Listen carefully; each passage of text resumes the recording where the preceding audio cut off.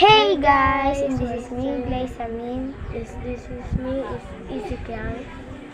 And ang gagawin namin is guess the fruits. Magpipikit kami and then hulaan namin yung fruits. Okay? Yung igagamit namin is basta may gagamit kami. Hindi pa ba lang alam. So yeah. Basta may gagamit kami. Magpipikit na lang kami. Okay? So 1, 2, 3, go. So ito pala guys, yung fruits namin at gagamitin. Magpipikit kami. Example,